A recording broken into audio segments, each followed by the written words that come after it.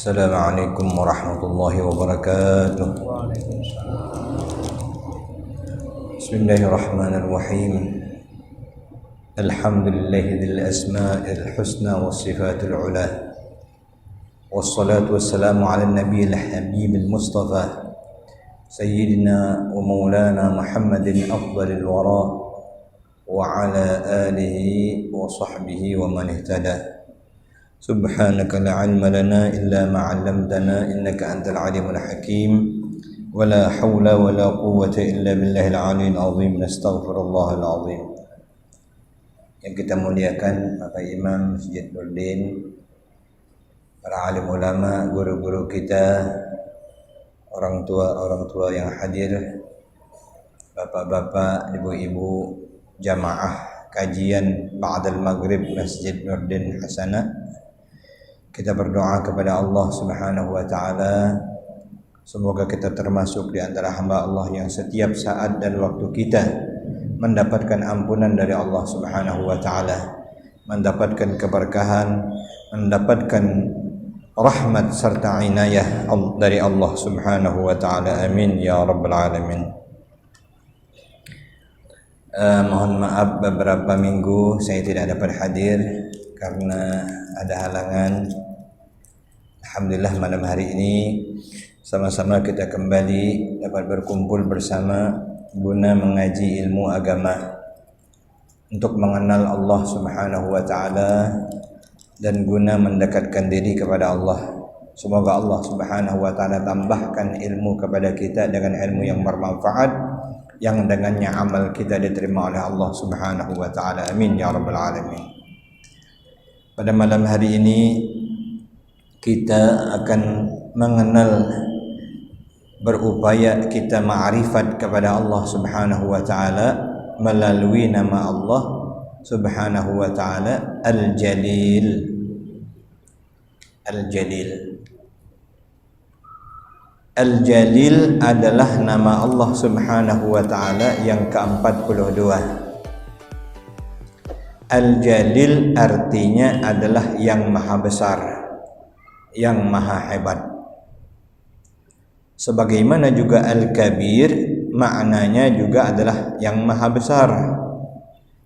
Akan tetapi Allah Subhanahu wa taala disebut dengan nama Al-Kabir karena dia maha sempurna pada zatnya, dan dikatakan Al-Jalil karena dia maha sempurna pada sifatnya. Kita telah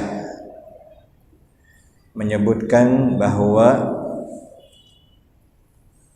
tauhid ahli sunnah wal jamaah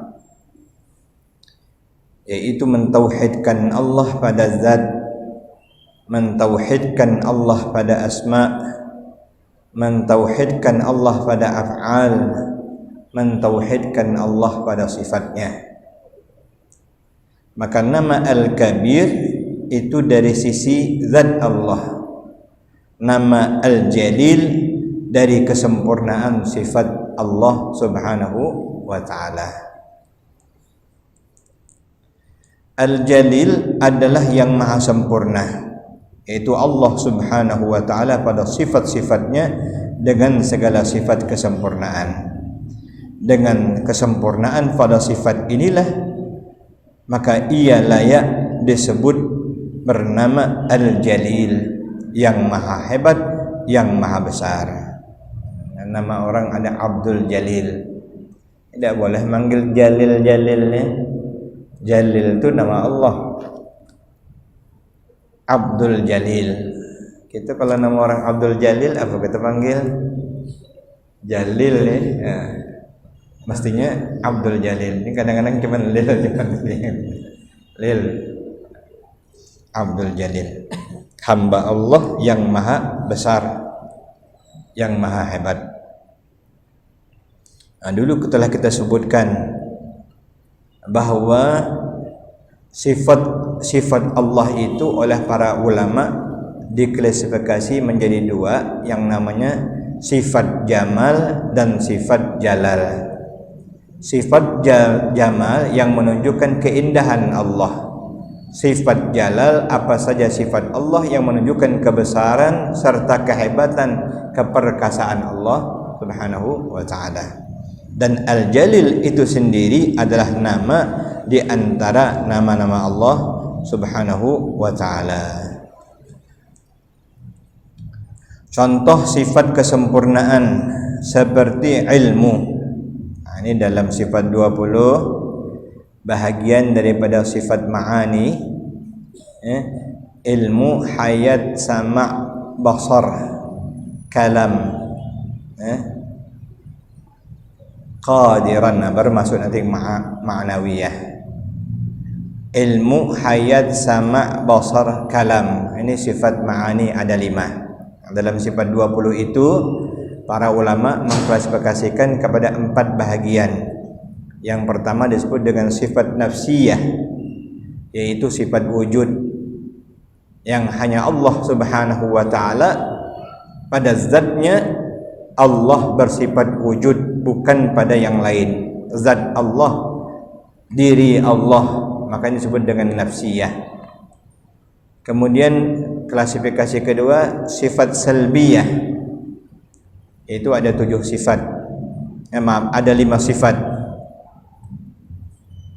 Qidam, baqa, mukhalafatuhu lil hawadith, qiyamuhu ta'ala bi nafsih, wahdaniyah. Itu sifat salbiyah. Sifat salbiyah artinya menafikan segala kekurangan dari Allah Subhanahu wa taala. Menafikan seluruh lawannya, menafikan daripada seluruh kekurangan dan ketidaksempurnaan. Dan Allah Subhanahu wa taala yang maha sempurna.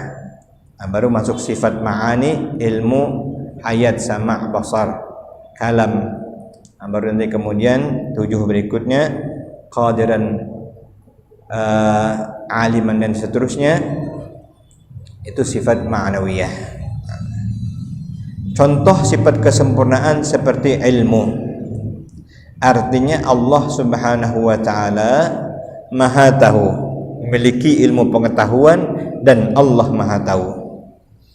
Maksudnya tidak ada sesuatu pun yang tidak diketahui oleh Allah Subhanahu wa taala. Dengan sifat ilmunya tidak ada satu pun yang tidak diketahui oleh Allah. Bahkan dulu telah kita sebutkan an-namal sauda fi as-sahra'i sauda wa fil laili zalma, semut hitam di dalam batu hitam di tengah malam gelap gulita, ya'lamuhu Allah, Allah mengetahuinya. Hidup semut itu dalam lubang, dalam batu itu. Kita biasa melihat ada semut keluar dari celah-celah batu. Artinya dalam batu sekalipun semut diberikan Allah rezeki dan hidup. Allah mengetahui segala-galanya. Apa yang terlintas di hati kita, yang terlahir, semuanya Allah mengetahui. Ya'lamu sirra wa akhfa, mengetahui yang nampak dan yang tak nampak, yang tersembunyi bahkan yang lebih tersembunyi, termasuk yang terang-terangan, alaniyah, atau yang rahasia. Firman Allah Subhanahu wa taala, ya'lamu kha'inatal a'yun, artinya Allah Subhanahu wa taala mengetahui tersiratnya seritan mata hambanya. Kerdipan mata hamba pun Allah tahu. Subhanallah. Malaikat Allah diberikan Allah ilmu. Salah satu malaikat Allah namanya Ismail. Ia adalah penunggu langit pertama. Ketika Nabi sallallahu alaihi wasallam Isra dan Mi'raj bertemu dengan malaikat Ismail tersebut, dalam riwayat ada dialog di mana disebutkan bahwa malaikat Ismail dapat menghitung jumlah titik hujan yang turun. Namun malaikat Ismail tidak dapat menghitung betapa banyaknya pahala bagi orang yang bersalawat kepada Nabi Muhammad sallallahu alaihi wasallam. Dan pahala salawat itu lebih banyak lagi daripada titisan hujan, sehingga malaikat Ismail tak sanggup menghitungnya. Hanya Allah yang mengetahui. Artinya sempurna Allah pada ilmunya. Itulah yang menunjukkan Allah itu Al-Jalil, maha besar, maha hebat. Contoh lain seperti kudrat, kekuasaan. Allah Subhanahu wa taala yang maha kuasa. Artinya tidak ada di alam semesta ini yang Allah Subhanahu wa taala tidak mampu memperbuatnya. Sebagaimana firman Allah, innallaha ala kulli syai'in qadir. Sesungguhnya Allah Subhanahu wa taala maha kuasa atas tiap-tiap sesuatu. Atas segala sesuatu Allah maha kuasa. Artinya dengan sifat Al-Jalil, kesempurnaan Allah pada sifat-sifatnya ini, Allah Subhanahu wa taala dinamakan Al-Jalil, yang maha hebat, yang maha besar. Jadi tadi beda dengan Al-Kabir. Kalau Al-Kabir maha besar pada zat Allah, kalau Al-Jalil maha besar pada sifat Allah Subhanahu wa taala. Kemudian kata guru kita Syekh Muhammad Bakhit bin Syekh Ahmad Mughni Al-Banjari, para ulama yang saleh apabila mendengar nama Allah Al-Jalil ini, maka tumbuh di hati mereka perasaan takut dan haibah kepada Allah Subhanahu wa taala. Jadi kalau menyebut nama Al-Jalil langsung kontan, terasa di jiwa raga orang-orang yang dekat dengan Allah rasa takut dan haibah. Haibah ini merasakan wibawanya Allah, hebatnya Allah, kagum kepada Allah, atau haibah. Mendengar nama Al-Jalil, Rabbun Jalil, maka yang tergugah di hati adalah rasa takut dan merasakan kagum akan kewibawaan dan kebesaran Allah Subhanahu wa taala. Nah, dulu telah kita sebutkan kenapa Nabi Muhammad SAW tidak digambarkan parasnya yang indah, yang sebenarnya melebihi indahnya Nabi Yusuf alaihissalam, karena Nabi SAW ditutupi oleh sifat Al-Jalal.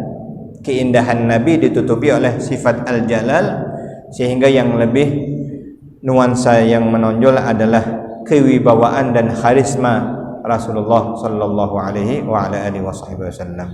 Sebab kalau tidak diimbangi dengan sifat Al-Jalal, para ulama mengatakan kalau Nabi Yusuf membuat jari putus, kalau Nabi Muhammad SAW membuat jantung yang terputus bagi orang yang melihatnya. Nah, melihat hakikat keindahan Nabi Muhammad sallallahu alaihi wa ala alihi wa sahbihi wa sallam tasliman katsira. Kenapa orang-orang saleh itu merasa takut dan haibah kepada Allah?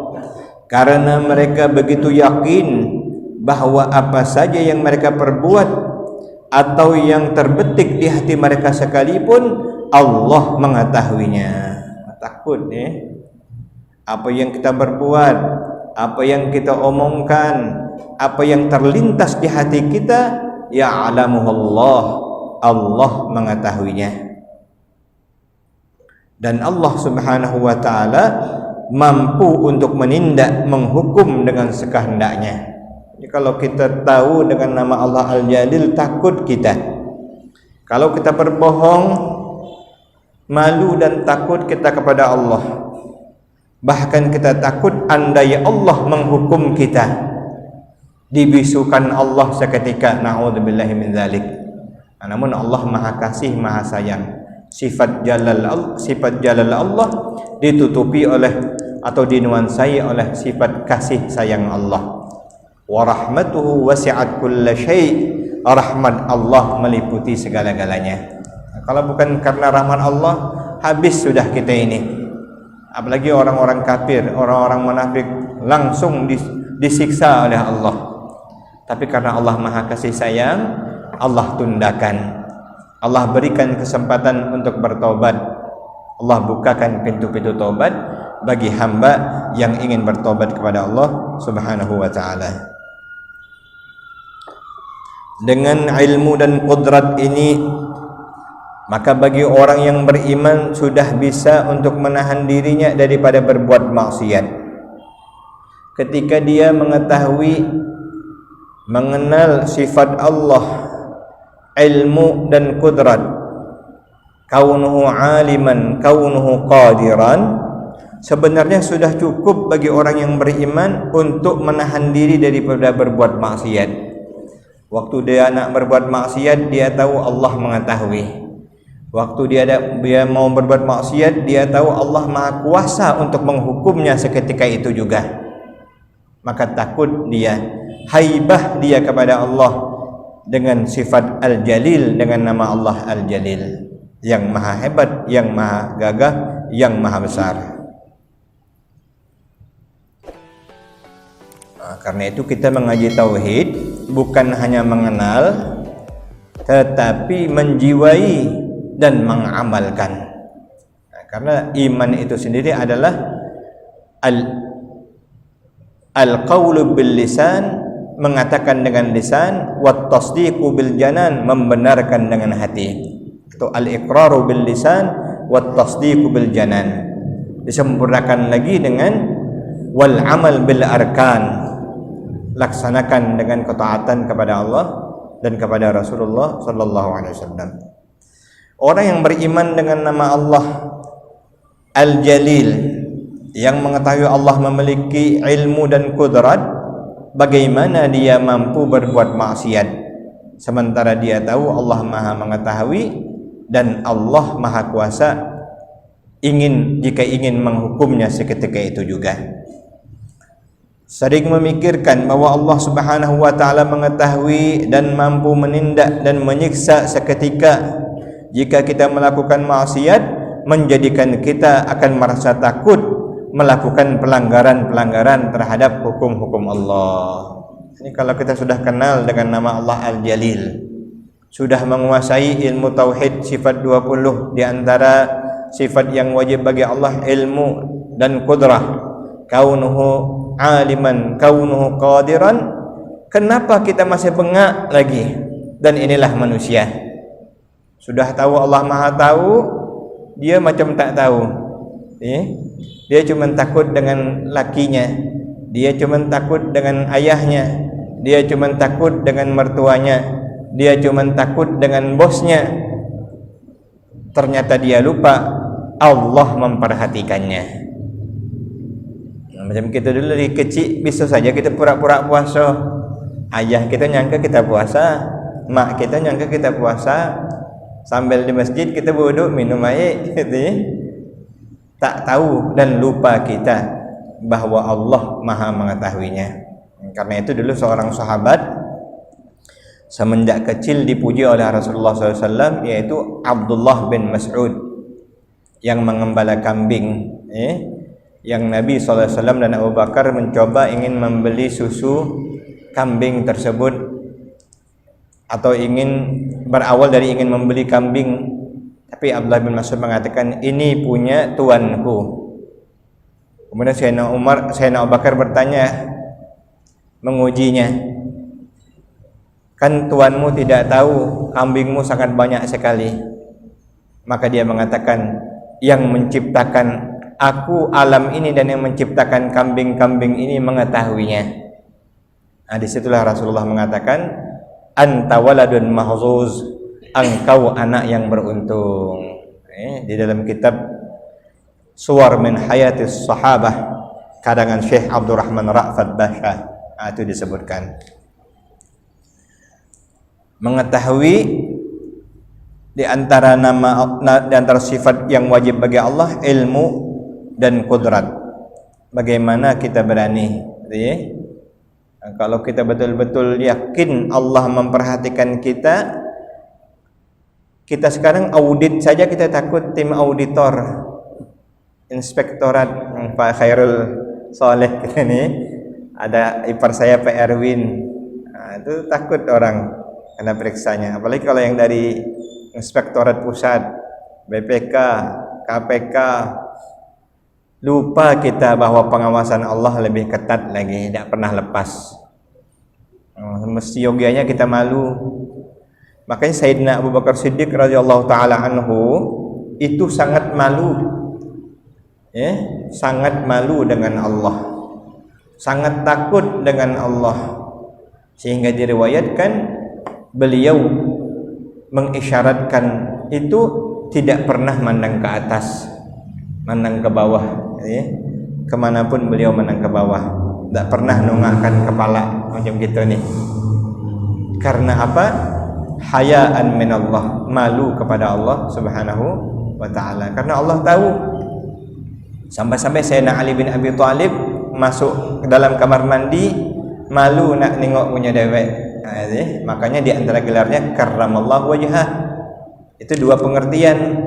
Allah jagakan wajahnya, tidak pernah menyembah berhala, sampai kepada tahap melihat hal-hal yang dianggap agak malu pun beliau tidak mau.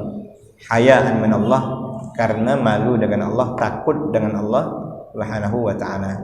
Bayangkan kalau kita nak ngambil duit orang, nak ngambil duit rakyat, malu sebenarnya Allah lihatnya. Nah, sayangnya kita ni kebanyakan iman tak kuat. Waktu ngambil itu tak ingat lagi Allah lihat.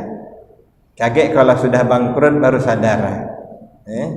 Ada masanya, masa jaya lupa, tapi pas masa jatuh baru ingat, nyesal, ya.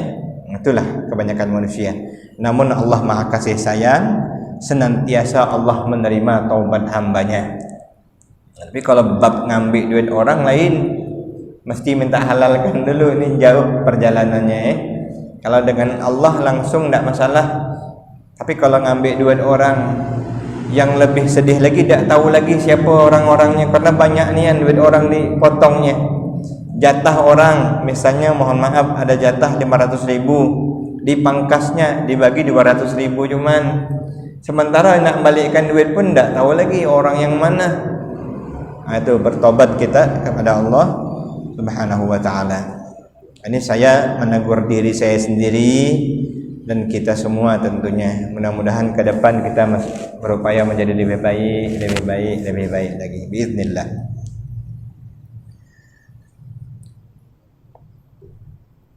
Apabila kita beriman dengan nama Allah Al-Jalil, kata beliau, maka keimanan kita akan membawa kita kepada satu akhlak. Nah, ini buahnya. Buah beriman dengan asma Allahul Husna, nama Allah Al-Jalil, yaitu membawa kepada berusaha untuk mendapatkan akhlak-akhlak yang mulia.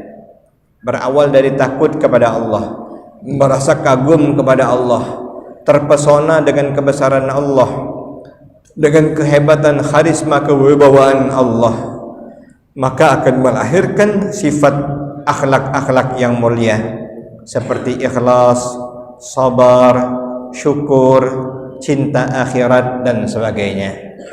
Kenapa? Karena kita ketika takut dengan Allah, maka kita berusaha untuk menjauhkan diri melakukan apa saja yang mendatangkan murka Allah.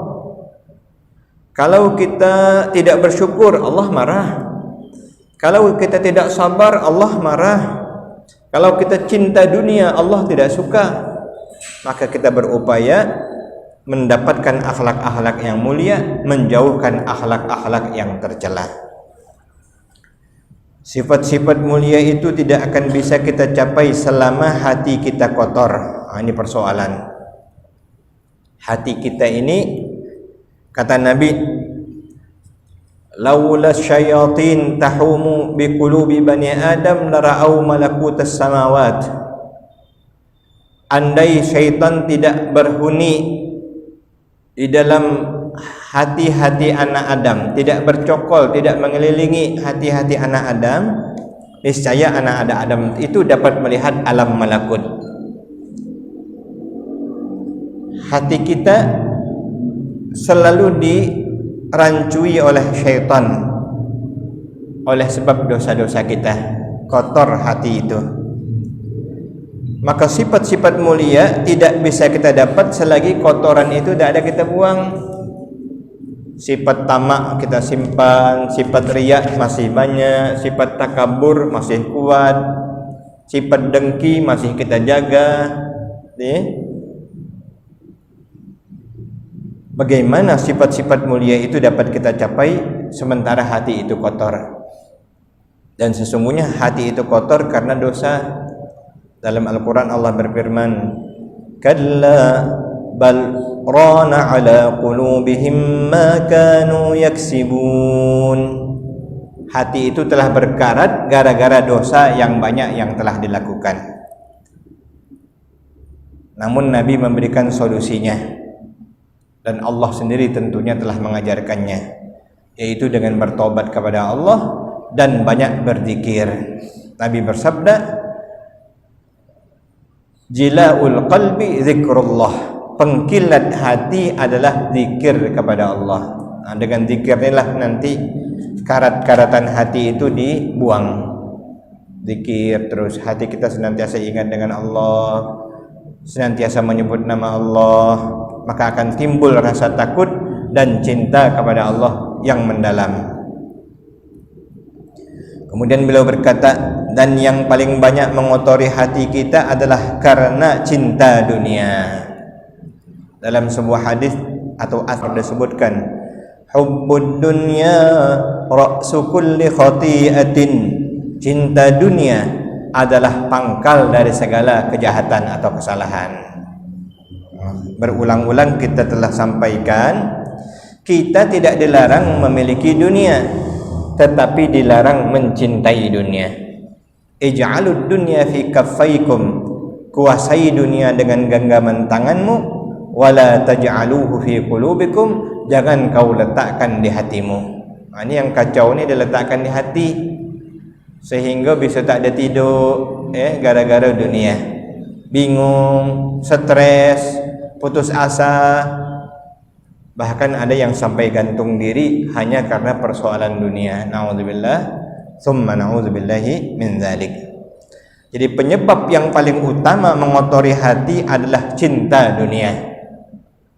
Nah, dalam sebuah asar juga disebutkan, sayati ala ummati zaman, aku khawatir, kata Nabi, akan tiba satu masa yang menimpa umatku ini. Di antara mereka akan ada yang tergoda, tersesat dengannya. Yuhibbuna khamsan wa yansawna khamsan. Mereka mencintai 5 perkara, lupa kepada 5 perkara yang lebih penting.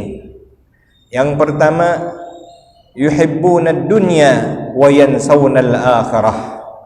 Cinta dunia, lupa akhirat. 2 saja, dunia, akhirat. Kalau cinta akhirat, maka cinta dunia berkurang. Tapi kalau cinta dunia berlebih, cinta akhirat kurang. Padahal Allah berfirman, wal akhiratu khairu wa abqa, walal akhiratu khairul laka minal ula. Akhirat lebih baik daripada dunia, atau cinta dunia. Yuhibbuna dunya wa yansawna al-akhirah, mencintai dunia akhirnya lupa akhirat. Ini aku takut, kata Nabi, umatku menjadi demikian. Yang kedua, yuhibbuna al-mala wa yansawna al-hisaba, terlalu mencintai harta, lupa yaumul hisab, lupa perhitungan Allah. Tak peduli lagi halalkah, haramkah, hantam terus. Apa istilahnya? H3. Apalagi musim-musim ini, halal haram hantam kan ini. Na'udzubillah. Mudah-mudahan Allah melindungi kita. Dalam hadis Nabi ada juga bersabda, au bima ruya anhu, man lam yubali min ayyi syai'in iktasama malahu. Jika ada orang yang tak peduli jalan mana dia datangkan hartanya, dia dapat harta, amin halalin aw haramin, melalui jalan yang halalkah atau yang haram, fa innallaha la yubali, kalla Allah pun tak peduli, min ayyi abwabin nari syaa ayyudkhilahu, dari pintu neraka yang mana orang itu dicampakkan. Saking banyaknya dosa dan tidak peduli akan harta yang halal, di akhirat nanti dicemplungkan dari neraka, tak jelas lagi, yang penting dicemplungkan saja. Na'udzubillah. Yang ketiga, yuhibbunan nisa wa yansawna al-hur, terlalu mencintai wanita dunia, lupa di akhirat Allah siapkan bidadari yang jauh lebih cantik jelita. Ini diriwayatkan kalau ada istri yang meninggikan suaranya kepada suaminya, Maka bidadari yang nunggu suami itu nyebut, awas kau laki kau ambil nanti kena. Hati-hati ibu. Cemburu bidadari dengan seorang istri yang menyakiti lakinya. Kalau nak jadi bidadari, jadilah istri yang salihah. Kalau tidak, laki kita diambil bidadari nanti. Yuhibbunan nisa, banyak di antara orang yang mengaku umatku terlalu mencintai wanita dunia, lupa dengan bidadari. Akibatnya durhaka dengan maknya dewek. Akhirnya dia melakukan hal-hal yang diharamkan Allah. Betapa banyak para koruptor, ternyata penyebabnya adalah bininya. Pantai bang, kapan lagi bang, kesempatan bang. Na'udzubillah. Mudah-mudahan Allah jagakan istri-istri kita. Jangan sampai istri kita membuat kita durhaka kepada ibu kita. Banyak kejadian. Laki nak nengok maknya tak boleh balik. Pokoknya kau di sini be. Jangan bagi duit dengan mak kau, enakan be. Na'udzubillah. Yang keempat, yuhibbunal qusur wa yansawunal kubur. Aku khawatir di antara orang yang mengaku umatku ini, mereka lebih mengutamakan rumah istana dunianya, lupa membangun rumah yang sesungguhnya, yaitu kuburnya. Sebenarnya kubur kita inilah rumah yang bakal lama kita huni. Ada sebuah syair mengatakan, aku heran orang sibuk dengan rumahnya dewek, lupa membangun rumah yang akan ditempati sesungguhnya, kuburnya. Betapa banyak orang yang rumahnya macam istana, tak sadar suatu hari dia akan masuk kepada liang lahat yang sempit. Itu ciri dari orang yang celaka kalau tak ingat mati itu ya. Tak takut dengan kematian, tak ingat dengan kubur. Yang kelima, yuhibbunan nafsa wa yansawunallah. Mendewakan hawa nafsunya, lupa Allah. Inilah yang menjadikan hawa nafsunya sebagai Tuhannya. Wala takunu kalladzina nasullaha fa ansahum anfusahum ulaika humul fasiqun. Itu orang-orang fasik. Ini puncaknya. Ini Nabi sangat takut jika terjadi kepada umatnya. Semoga Allah menjagakan kita, menolong kita, mengampunkan dosa-dosa kita semua. Amin ya rabbal alamin.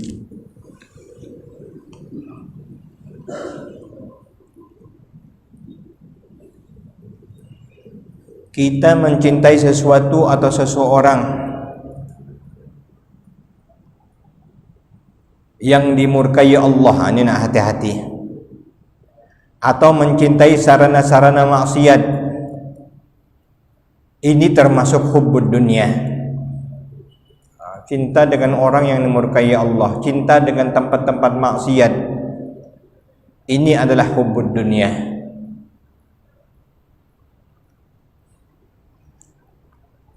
Tetapi apabila mencintai sesuatu untuk berbuat taat, maka itu bukanlah cinta dunia. Kita punya sesuatu kita cintai, tapi benda itu kita pakai untuk ibadah, bersyukur kepada Allah, untuk hal yang bermanfaat, untuk dekat kepada Allah, maka itu bukanlah cinta dunia.